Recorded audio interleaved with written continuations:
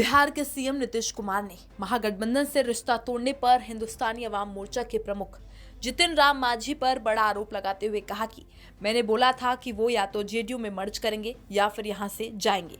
कुछ दिनों पहले ही जितिन राम मांझी के बेटे संतोष सुमन ने नीतीश कैबिनेट से इस्तीफा दे दिया था। साथ ही मांझी की हम पार्टी बिहार के सत्ताधारी महागठबंधन से बाहर आ गई थी। वहीं जिसके बाद अब नीतीश कुमार ने जितिन राम मांझी पर निशाना साधते हुए क्या कुछ कहा, सुनिए जरा।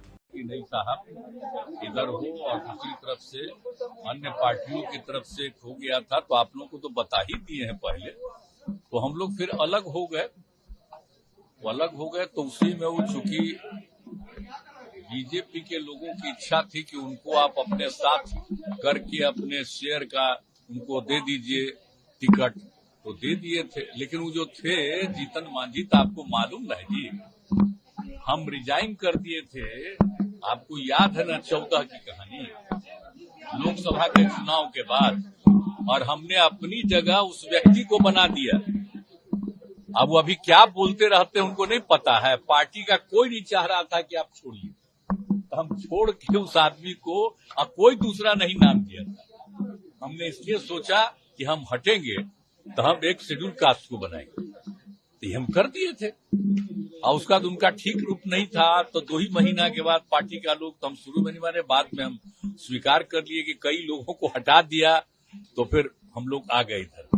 अब बाद में फिर जब ये आए तो कहे कि रहेंगे, तो हमने कहा कि भाई इतना ज्यादा आप लोगों का काम किया, तो अभी मीटिंग होने वाली है हम लोगों की, आप जानते हैं ना, विरोधी दलों की। यहाँ पर वो जब थे तो वो भी चाहते थे कि मीटिंगवा में हम रहें। तो एक बात सबको मालूम था कि जहां कहीं भी वो बीजेपी के लोगों से मिल रहे थे, आप मिल करके फिर हमारे यहां भी आकर के कहते थे ये हुआ, तो हम तो जान ही रहे थे सब बात। तो हमने एक बार कह दिया, और जब मेरे पास मिलने आए तब भी हमने कह दिया कि या तो आपको इतना ज्यादा हमने बनाया, कोई दूसरा नहीं बनाया, या तो अपनी पार्टी को मर्ज करिए, और नहीं तो अलग होना है तो अलग हो जाइए। तो मर्ज नहीं किए, कहा कि ठीक है तो हम अलग हो जाते हैं। अलग हो गए, ठीक ही हुआ। तो उसी का देखिए जरूरी था। अभी 23 तारीख को मीटिंग है, तो सब पार्टी के लोग अपनी अपनी बात करेंगे।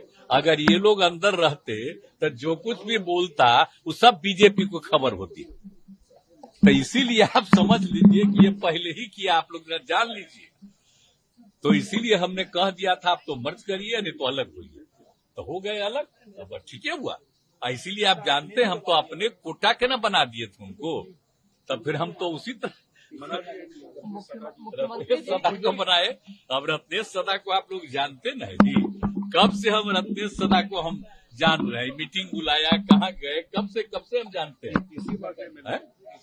तीसरा टाइम तो हमको लगा कि वो तो ठीक ही है, तो इसी को हम बुला लिए। उसी दिन जब हो गया कि अब वो छोड़ देंगे तो हमने इसको बुला लिया। वैसे याद हो कि नीतीश कुमार ने पिछले साल बीजेपी से नाता तोड़कर आरजेडी कांग्रेस के साथ मिलकर महागठबंधन की सरकार बनाई थी। इस सरकार में वाम दलों ने बाहर से समर्थन दिया। वहीं हम पार्टी ने 2020 विधानसभा का चुनाव नीतीश कुमार के साथ मिलकर लड़ा था। ऐसे में नीतीश के साथ महागठबंधन में शामिल हो गए थे। मांझी की पार्टी के 4 विधायक हैं। उनके बेटे संतोष मांझी को महागठबंधन सरकार में अल्पसंख्यक कल्याण विभाग का मंत्री बनाया गया था, जिसके बाद संतोष सुमन ने मंत्री पद से इस्तीफा दे दिया। इस्तीफा देने के बाद संतोष सुमन ने नीतीश कुमार पर आरोप लगाया था कि वह पार्टी का विलय जेडीयू में करने का दबाव डाल रहे थे। जेडीयू चाहती थी कि हम अपनी पार्टी को उनके साथ मर्ज कर ले, लेकिन हमें वो मंजूर नहीं था। हम अकेले संघर्ष करेंगे, हमें जेडीयू में विलय नहीं करना है।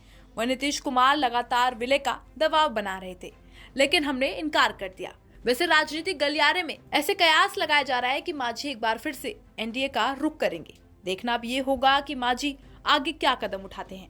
खैर, इसको लेकर आपकी क्या राय है, कमेंट सेक्शन में जरूर बताइएगा। फिलहाल देश दुनिया की तमाम खबरों के लिए बने रहें जनहित टाइम्स के साथ।